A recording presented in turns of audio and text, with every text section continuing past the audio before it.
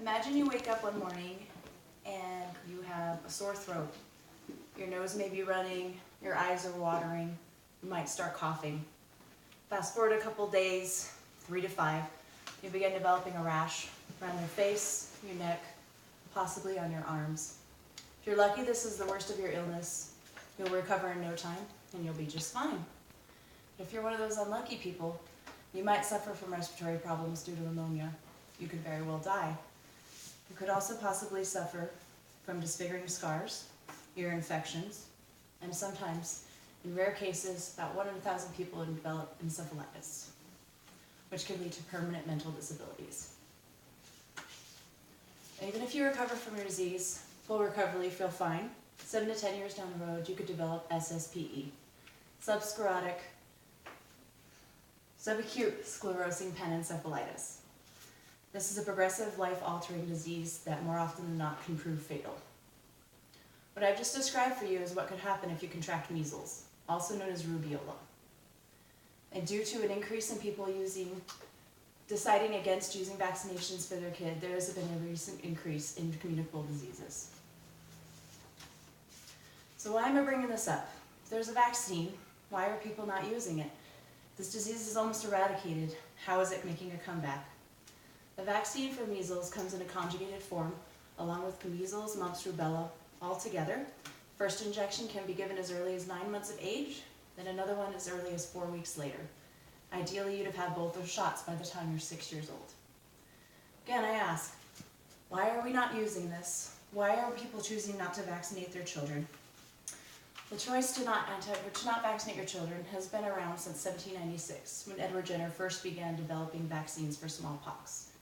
The fear has always been, in some form or another, that injecting foreign substances into your child's body is far more dangerous than the diseases they could possibly contract. It has always been around, but this movement really picked up steam in the 20th century. Before then, it was actually mandatory in a lot of places for children to have vaccines. 1853, England passed the Act Law, making it mandatory for all children to have vaccines. Parents were penalized if they did not do this. America followed suit. 1902, they made it allowable for individual states to pass laws as they felt necessary to enforce these vaccines so that communicable diseases were not spread. Now, the main reason people have such concerns about these vaccines, most of the time it was simple things, either a lab error that messed up the vaccine and caused problems, or reports would be published before they had time to be thoroughly investigated, causing widespread panic. First example I can think of is the Great Ormond Street Hospital in London. Back in the 1970s, they published a paper stating that 36 children developed respiratory issues due to a vaccine, the DTP, diphtheria, tetanus, and pertussis vaccine. For many years, that was the belief. Eventually, JCVI, that's a committee, they were independent, had no stake either side, vaccinated, not vaccinated.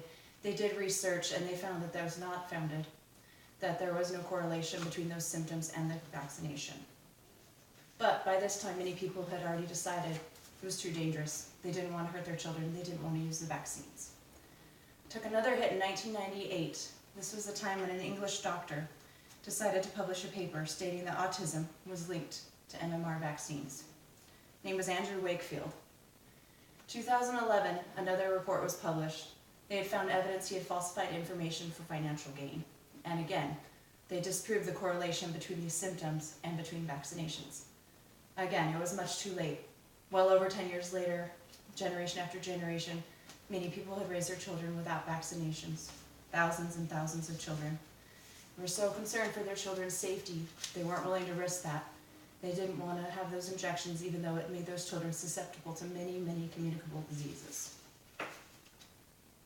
All vaccines, they don't work the same, but they all have the same purpose. You expose the body to a very small amount of a virus, either weakened or dead virus. The body recognizes it as a foreign substance, it builds up antibodies, it builds an immunity to it. The third line of defense in the body has a memory. It will remember that substance. If you're exposed to it later on in life, right away those T cells will attack it and they will deal with it. So many parents take that gamble when they don't choose to vaccinate. They believe that perhaps the odds of their children contracting effects from these vaccines is far greater than the odds of them getting this disease.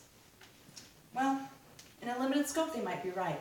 If everyone else's children are getting vaccinated, they're not going to get that if everyone else is vaccinated for measles, their child is going to catch measles. They're right. That's a thing called herd immunity. That's where such a great percentage of the population cannot contract a disease to the point that there's no reservoir and that disease goes away. That is a valid point. However, especially with measles, because it is so contagious, you need a 96 to 99% of vaccination for that to be the case.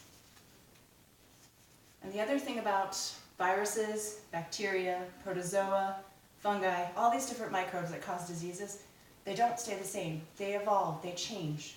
So even if we eradicate a certain strain of a disease, later on it may have evolved. There may be some reservoir somewhere that we don't know about, that disease is still there, still evolving, still changing. And the only hope we have against these diseases is to keep immunizing the ones we know about, keep studying and researching the ones that we don't. Another argument many people have is that people recover naturally from these diseases all the time. Probably most of us here have had chickenpox, I'm guessing, at least a couple of you. I did. I had it when I was 2, and I'm fine. I had no problems. I don't even remember it. But the thing about chickenpox is that when it goes latent, it doesn't just leave your body. It goes into the roots, the ganglion roots in your spine, and it sits there latent. And at some point in your life, for just about everyone, either from old age, extreme stress, extreme sickness, that virus will return. This time is shingles. Again, it might be very mild. You might just have a little rash. You might be fine. It might go away in no time. But there are a lot of people that is not the case. Shingles, if it gets into your ears, it can cause hearing loss. If it gets into your eyes, it can cause vision problems. It can also cause permanent nerve damage long after the shingles has disappeared. Another example of a disease that most people aren't too worried about is German measles. Similar to measles, but a much more mild case. Usually just presents as a mild rash, usually goes away. Not a terribly big deal. But for the 1 in 6,000 people who develop encephalopathy, again, it's a problem. It's a very big problem. So the decrease in vaccinations has led to a severe increase in the cause of disease. Many communicable diseases that once were all but eradicated are returning quickly. Best example I can think of, this is from the WHO website, the World Health Organization. There was an instance in 2014, between 2014 and 2015, some 125 people who visited Disneyland contracted measles. They did a survey to try to determine how many people in that group were vaccinated. They weren't able to get a concrete number, but they said somewhere between 50 to 86% of the people at that park were vaccinated.